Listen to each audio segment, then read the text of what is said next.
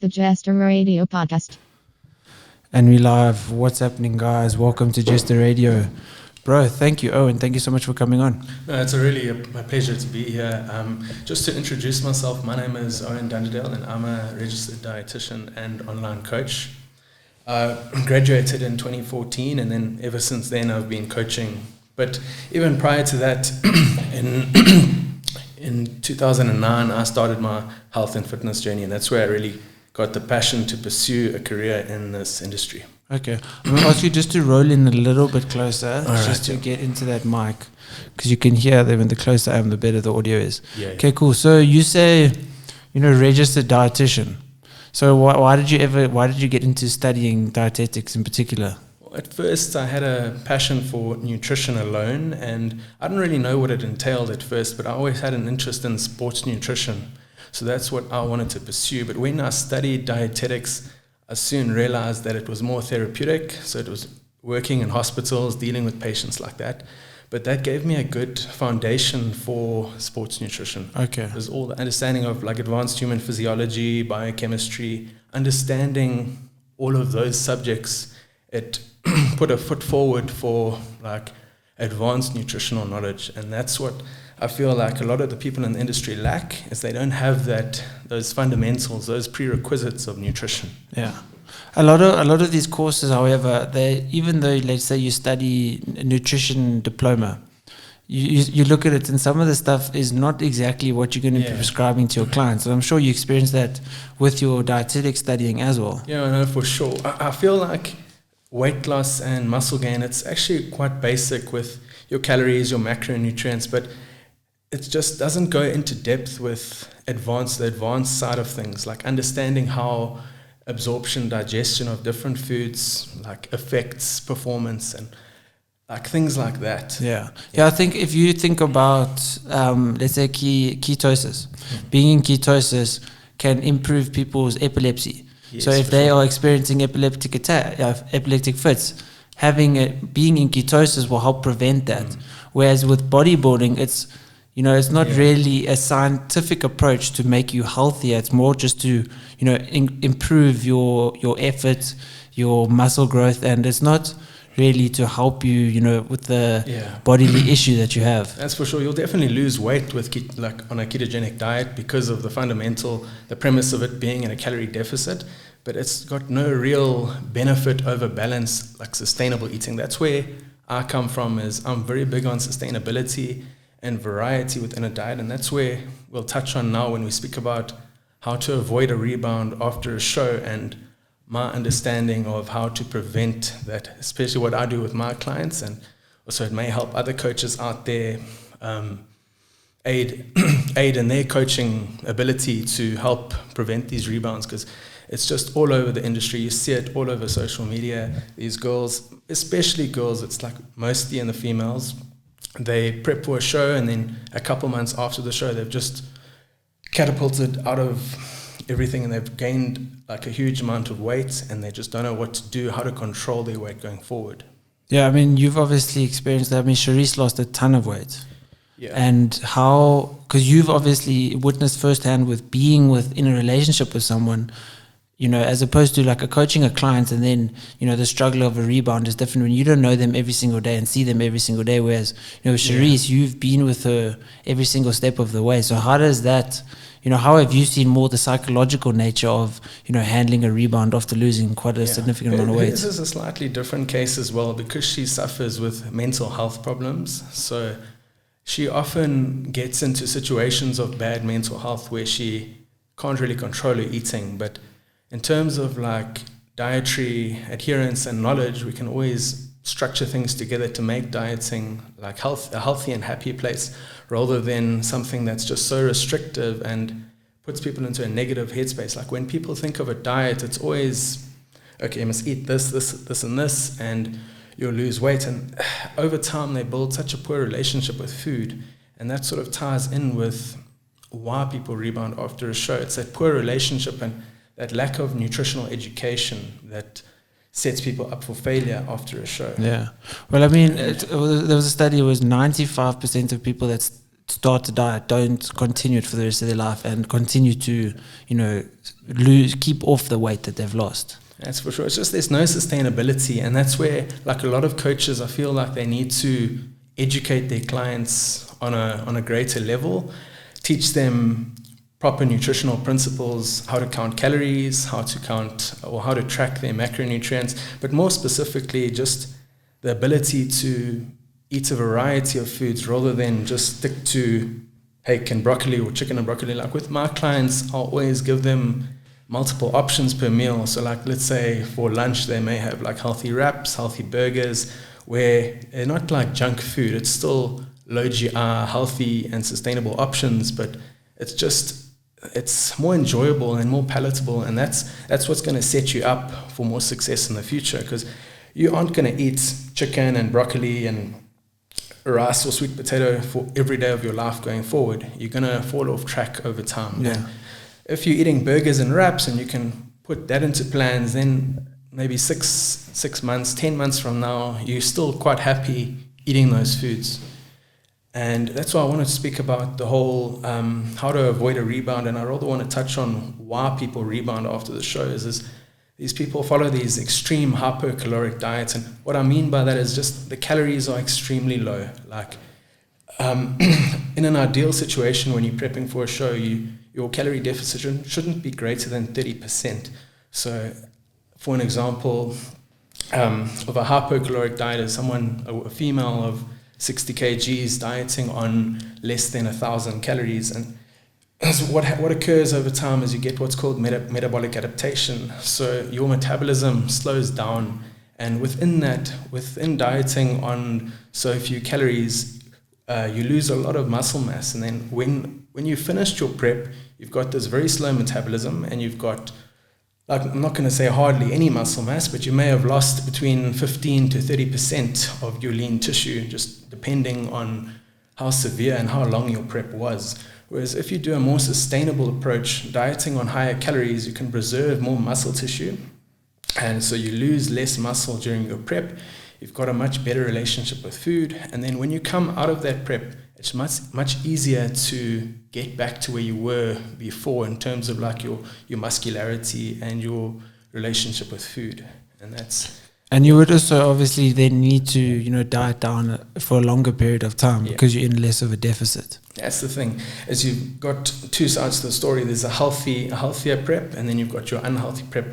Both will yield similar, if not the same results. It's just one is going to be metabolically superior to the other, and that's ideally what you want. But I just feel with locally and internationally, a lot of coaches, they're just after those results and like the mentality of do whatever it takes. And I'm all for that. Like when I prep or my clients prep, I'm all for put your all into it, give it your all, do whatever it takes to get into the shape that you want. But I'm also for that health and that mental health aspect that goes with it. And, why would you shoot yourself in the foot and push your calories so low when you can follow another approach where you can be in a metabolically superior position after the show?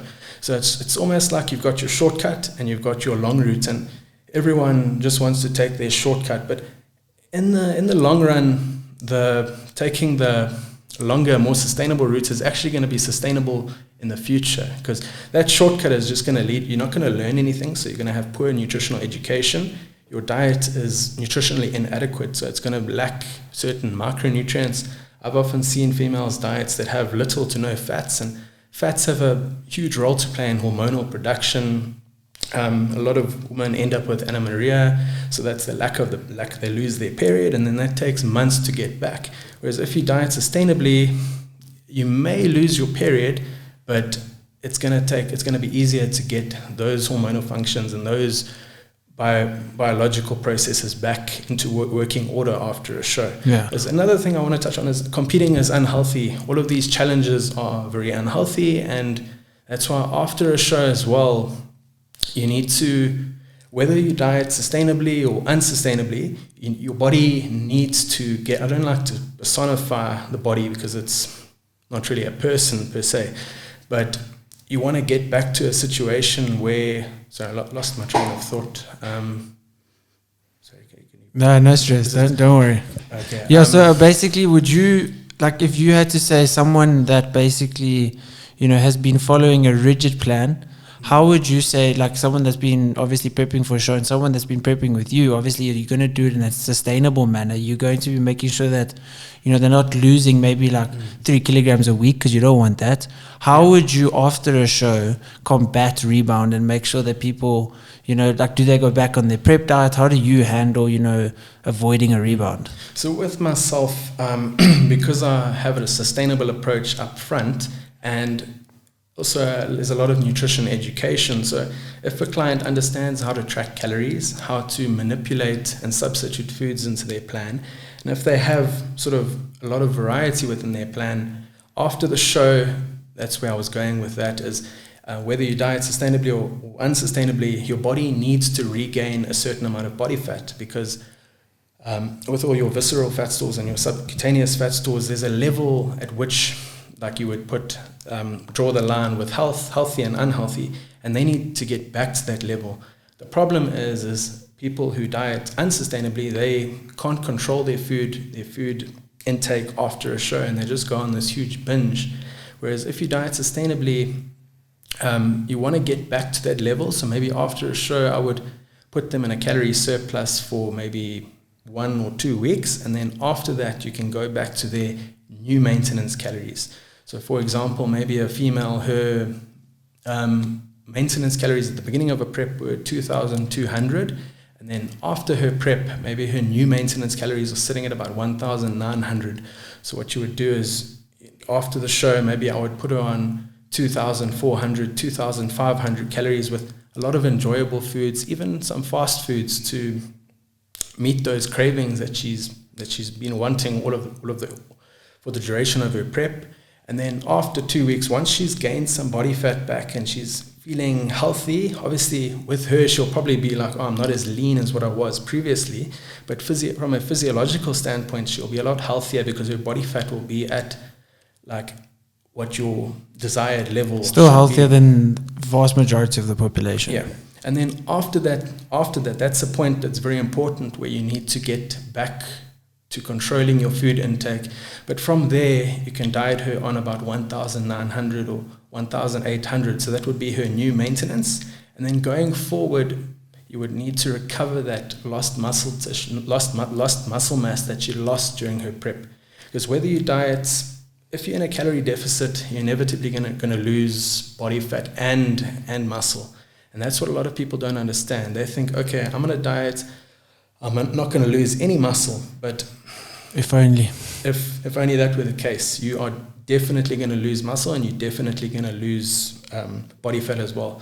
And that's even with touching on performance enhancing drugs, which I'm not going to go into, but even if people were using performance enhancing drugs, they're still going to lose muscle mass. So the goal post-show would be to regain that muscle, because muscle is an active tissue, and that's what's going to contribute to a superior, like, fast metabolism. And would you say after a show, your body was in such almost a survival mode that the moment you introduce more calories and start training hard again, your body actually adapts very quickly and puts on that size quite quickly? It definitely will, because you've been starving yourself for, let's say, 12 weeks. Yeah. After those 12 weeks, your body is naturally going to want to, I don't like to personify things, but it's going to want to increase its body fat stores and increase muscle tissue if you're training correctly.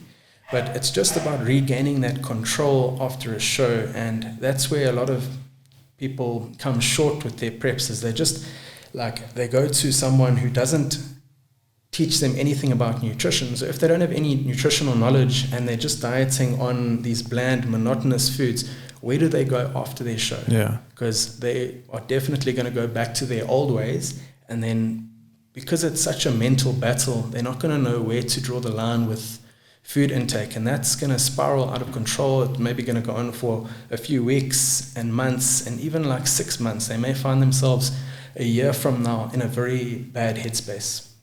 Would you say you've learned more from almost experience of coaching than what you did from studying? Yeah, definitely, because what I studied is more therapeutic. You don't really touch on you don't go too into depth with sports nutrition. That's something you learn after you've graduated. But I've definitely learned a lot more after finishing my degree than what I learned during the degree. Okay. And that's why you often find with a lot of dietitians, if you approach them with questions on competing or weight loss, they're not as clued up as some coaches who have little to no nutritional experience. And I know for you're one of them. Yeah. And even like, I'm just going to mention a few good coaches in the industry, can't think of them offhand. Literally every single coach pretty much is not a dietitian in South Africa. But a lot of them actually have better knowledge on weight loss than dietitians, because dietitians focus more on the therapeutic aspect of nutrition, like enteral feeds in hospitals, how to deal with certain disease conditions. But all of that ties in with the knowledge on how to structure diets correctly. Like generally with your diets, you always want to go for low GI foods, lean protein sources, healthy fats. And those type of food choices are always going to be ideal for someone who's got diabetes, someone who's got hypertension, high cholesterol. So that's often those prudent dietary guidelines, they tie in with healthy eating and weight loss. Yeah. But, do you, because obviously you say you're trying to educate people, and you're so a relatively flexible approach with not making people eat 5 meals of the exact same thing every single day for 7 days a week. You know, obviously there's people that think, you know, flexible dieting is, I've got 50 grams of carbs left for dinner, I'm going to have, you know, some cereal. Whereas obviously like a high GI meal is the next morning you could wake up with your insulin sensitivity is going to be far lower. That's for sure. So how do you obviously incorporate a healthy balance, but, you know, within food being the same low GI or the same fat content, or, you know, being saturated or unsaturated fat? Like, how do you make sure that within the flexibility, all the foods are relatively the same? Well, that's where I want to touch on as well with your if it fits your macros approach. And also why I sort of disagree with if it fits your macros is because there's no specifications to certain macronutrients. Like when you speak of carbs is an umbrella for a variety of different components of that. And you can't just get all your carbohydrate intake from sugar and sweets, because if you look at World Health Organization, their recommendations is that you shouldn't have more than 10% of your total daily nutritional intake from sugar alone. So you've got to sort of respect those guidelines, because those are guidelines which have been created and have been sort of from a wide range of medical studies, medical professionals worldwide. Those are the recommendations that we need to respect. So with your sugar intake, your total daily sugar intake shouldn't be more than 10% of your total daily energy intake. And then if you look at your saturated fat intake, it shouldn't be greater than 10% of your total daily energy intake as well. Because with your saturated fat intake, it's been associated with a lot of like heart disease, high cholesterol. So if you are now eating chicken skin all day long, your cholesterol levels and your blood lipid profile is going to go out of whack. It's going to be so distorted, and you're going to be at a higher risk of getting things like heart attacks and just having blood clots and all of that. So that's something you want to avoid. Yeah. So that's where there has to, even within the realm of flexible dieting and if it fits your macros, there needs to be control within how you go about your food. So like what I would do is with a lunch, for example, I wouldn't plan just sugar and saturated fats for lunch. I would plan like a lean protein, maybe like some healthy low GI carbs and some vegetables, so you can get in some soluble fiber there as well, and a range of micronutrients. But across, let's say, all 5 of my options, the protein content will be very similar across all of them. The saturated fat intake across all of those meals will be within a certain range, and then the carbohydrate choices will all be relatively intermediate to low GI. And then in terms of like micronutrient density, all of those meals are going to be micronutriently dense. So for example, maybe I may have like a chicken a la king as one of the meals, one of the options. One of the other options may be like a wrap, or another option may be like a healthy salad where it's got some carbohydrates, some protein, decent amounts of fiber and some healthy fats. So that's a thing where people go wrong with flexible dieting, is they think that they can eat whatever they want, but there has to be strict sort of specifications to how you go about eating. And that's where a lot of people speak about the whole 80-20 rule. I'm not too sure on the 80-20 rule, but it sort of goes with the whole controlling sugar intake, controlling saturated fat intake. I rather go with the World Health Organization's guidelines, and I keep to those specifications. So keeping sugar under 10%, keeping saturated fat under 10%, because the last thing you want is a high sugar intake, high calorie intake, and insulin resistance. And the last thing you want is high saturated fat intake and high cholesterol. And then that sort of curtails into a really unhealthy situation. Yeah. And I mean, their bodies are different. Your body burns calories differently.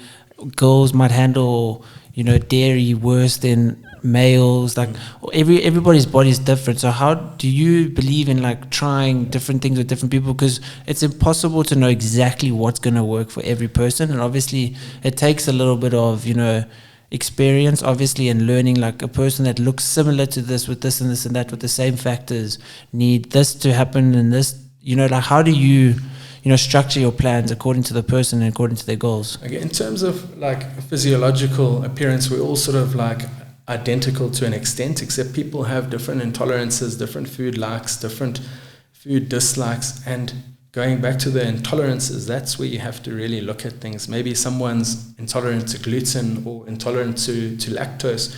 So in a situation like that, you can't put dairy into their plans, but you still need to make sure that their vitamin D3, calcium intake is there. So that's where you have to go around that. So there is difference in like from person to person in terms of nutritional like requirements and nutritional, what you can and can't include in a person's plan. But yeah, I just feel that you just have to look at the micronutrients rather than the food groups, because if someone's gluten intolerant, you need to make sure that you can make up those micronutrients that you would usually get from those foods and either supplement them or find them in other foods that they can eat. But the biggest one is usually calcium and dairy. Calcium is obviously a very important micronutrient in terms of bone health and bone density. So if you are like a 30-year-old woman and you are avoiding dairy for weight loss purposes, and you aren't getting your calcium in from supplementation, and you aren't getting your calcium in from green leafy vegetables, your bone mass and your bone density is going to decrease over time, and you're going to be at a greater risk of getting osteoporosis later on in life. But so that's where it comes in with that. You can't just demonize a food group, because if you do want to demonize a food group, you have to make sure that you get those nutritional requirements, what would be in those foods from elsewhere. Yeah. So that's where even if you look at someone who's a vegetarian or someone who's vegan, they may have like poor vitamin B12 intake, the iron intake may be poor. So if they want to be a healthy vegan, they need to try and find foods to meet those nutritional requirements. So if they aren't eating red meat, they need to make sure that they find other food sources that contain iron and vitamin, and they may often need to supplement with vitamin B12. So it's all about juggling your food groups to meet your nutritional requirements, both your macronutrient requirements and your micronutrient requirements, and your fiber intake as well, because if you're not getting in enough fiber, you may get diarrhea. If you're getting in too much fiber, you may get constipation. So it's finding the balance between fiber intake and water intake to make sure that your digestive system is working optimally. And that's also something where people who do IIFYM macros go wrong is having too much fiber, too little fiber, your gut health. And obviously, the healthier your gut, the more your body is working correctly, the better your digestion is, the better your insulin sensitivity is. So that's where people go wrong, is they maybe have way too much fiber, way too little fiber, because they think a carb is a carb, when it actually, we know it isn't. Yes, that's for sure. It's just, that's where going back to if it fits your macros, and just like, what's the word?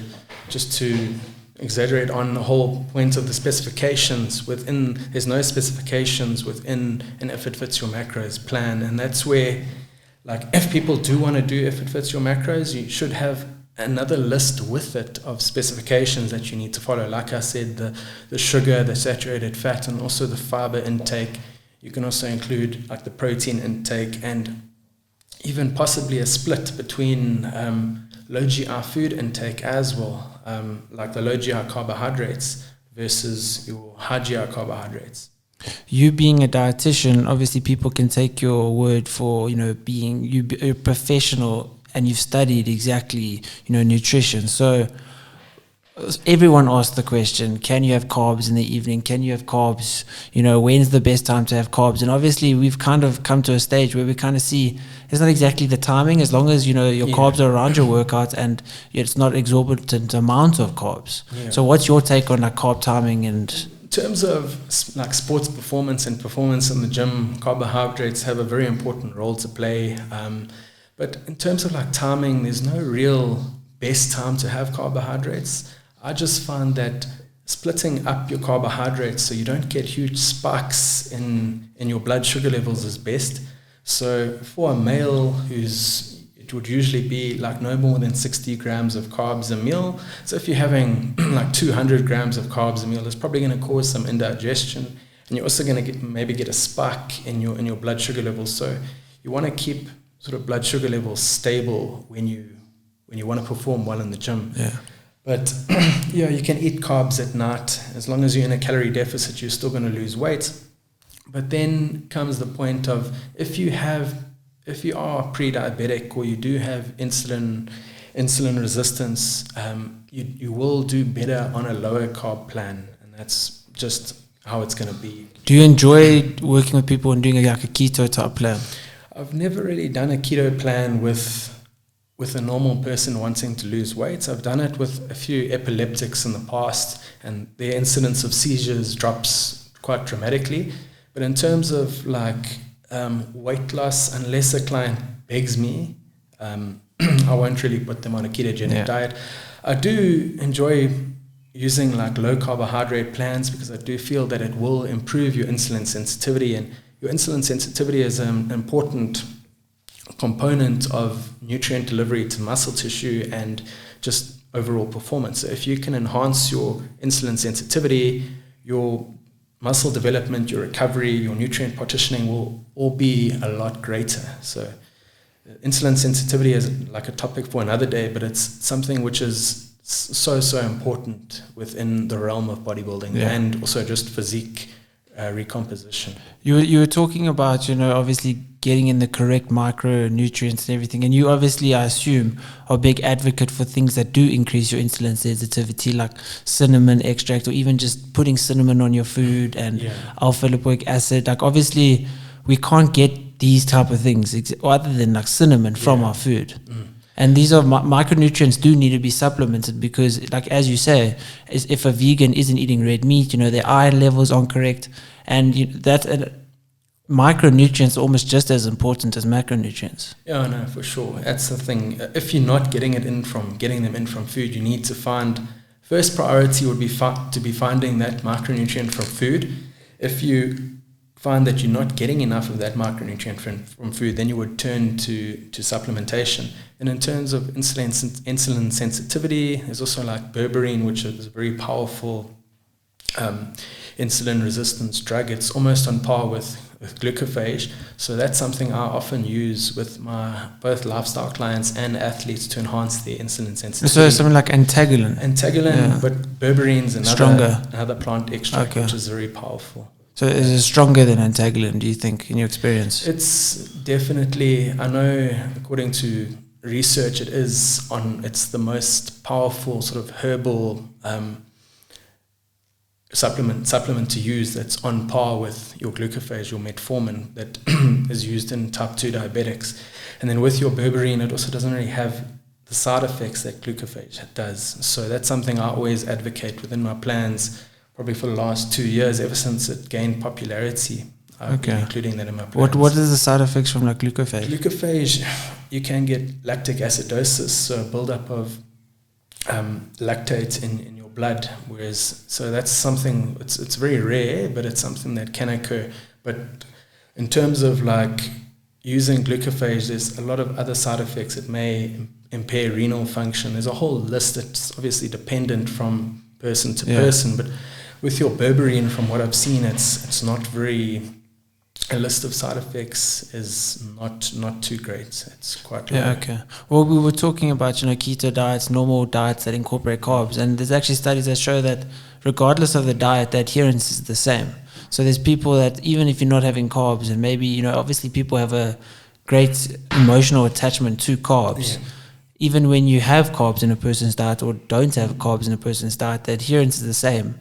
And, still 5% of people are able to stick to diets. So how do you, as a flexible coach, manage, the expectations of your clients and also helping them and educating them?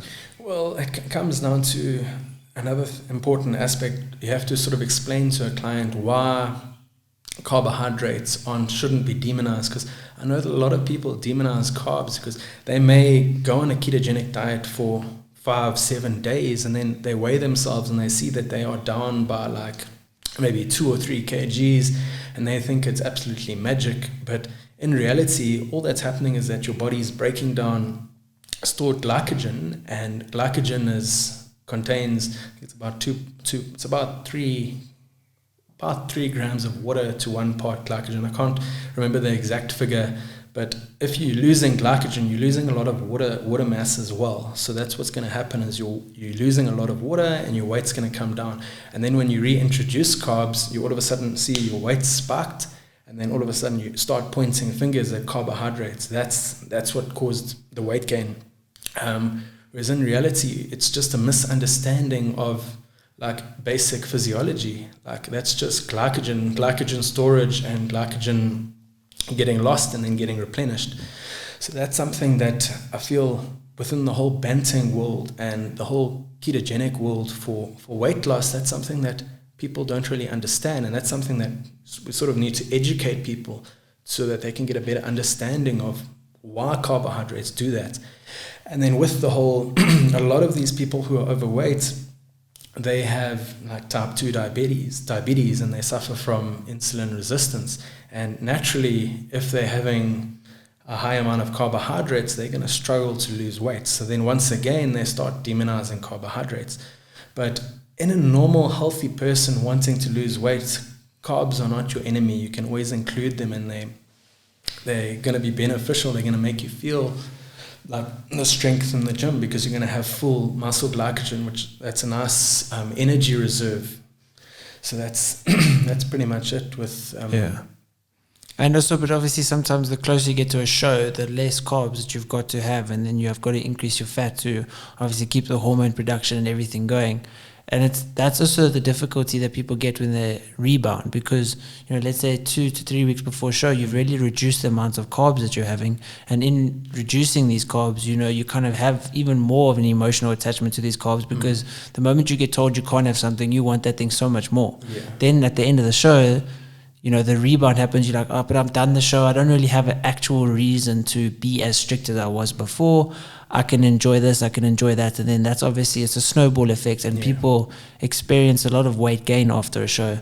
And it's education, as you say. But even with that, the carbohydrates they aren't going to impair your weight loss close to a show. I know it's a part of competing and body recomposition, which it's almost like impossible to study the finer details of something like that. But a lot of people assume that, okay, if you have lower carbohydrates, your body's production of insulin is going to be lower, so maybe your fat loss may be superior, but we don't really know. So a lot of people do go low carb towards the end of prep, and then they'll spike their carbohydrate intake to get a leptin response, but that sort of response doesn't last too long. So I've personally, even if I prep, I don't really drop carbs. I may reduce them, but I'll never drop them to a state where I'm going to go into ketosis. I may drop them to 150 grams a day or 180 grams. I think for my last show last year, I dropped it to no less than 200 a day. Okay. I think it's very much person dependent, and if a coach wants to put their client on a ketogenic diet, it's perfectly fine. They're just experimenting. Maybe their client's going to get into better condition. Who knows? That's just experimental.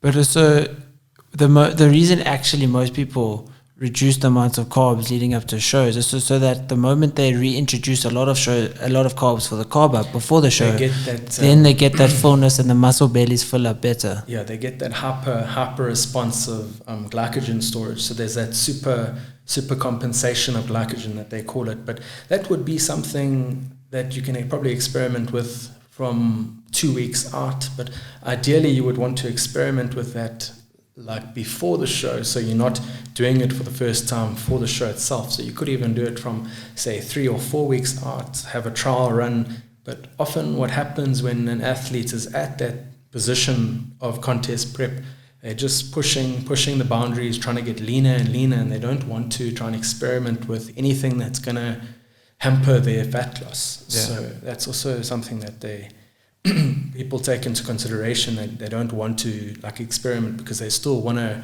have the most fat loss that they can in those final few weeks. But definitely you do get your glycogen supercompensation but it's often like maybe it'll make you 1 or 2% better, but often the risk isn't worth it.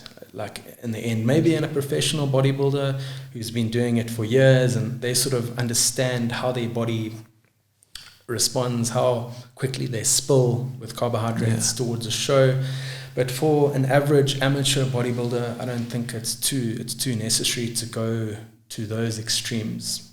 I think that's a big issue with people in the industry in general, is just going to such extremes when actually like you looked better 2 weeks before the show. And if you are ready you must be ready 2 weeks before the show, so that you don't have to do these crazy water drops and these crazy diuretics to try and look ready. Yeah, and that's the thing. You'll look your best when you have carbs in your system and water, and you're fully hydrated. Yeah. Whereas if you just go and reduce your water intake right before a show, you're just going to go flat. You're going to lose intracellular water volume. You're going to lose some extracellular. So you may look slightly drier, but because you flatten out, like you lose that hard, drier appearance. Obviously, it depends what condition you're going for. Maybe for a beach bikini athlete who's a bit thick, or maybe they're 1 week out, maybe they can do a water drop so that they look a little bit slimmer and smaller, not necessarily leaner. But for a bodybuilder, it's a very fine line with what you do with reducing water intake. Yeah.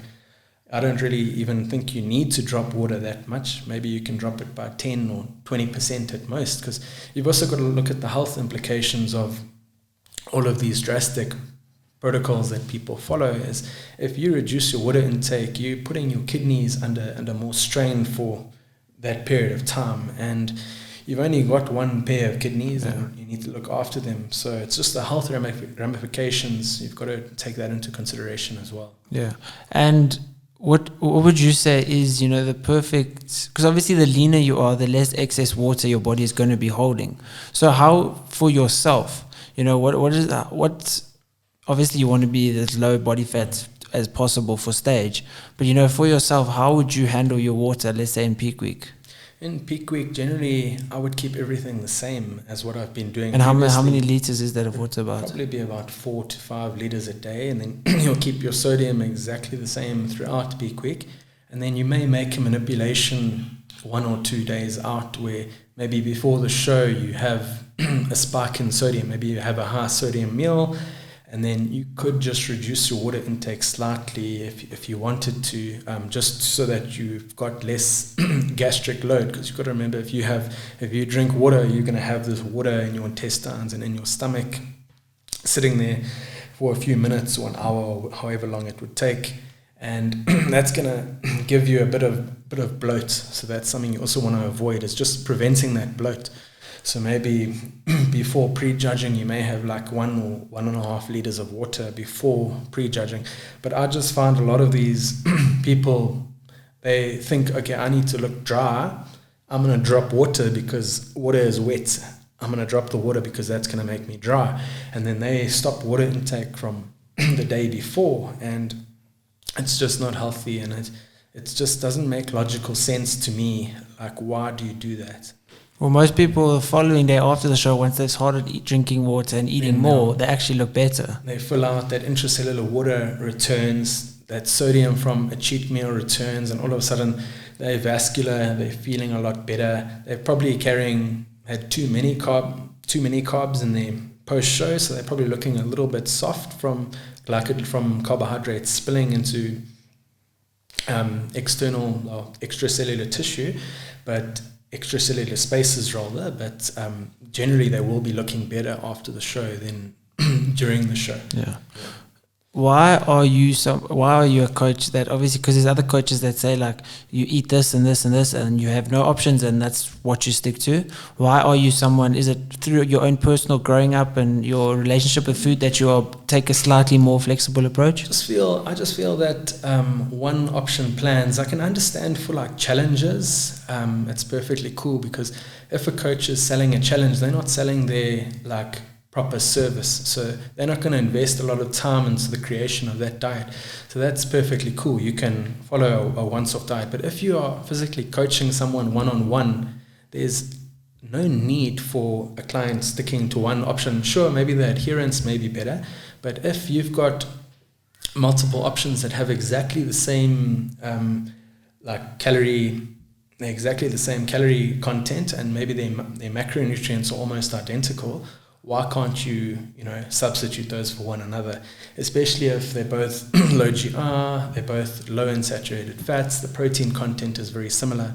So that's where I feel if you put more effort into a client's plan, the client also sees that, and they can see, okay, great, I can choose, maybe one day I feel like this option, but maybe I can follow that for a few weeks, and then if I get bored of that option, I may choose, say, option 4 or option 5, which is like the similar macronutrient splits anyway.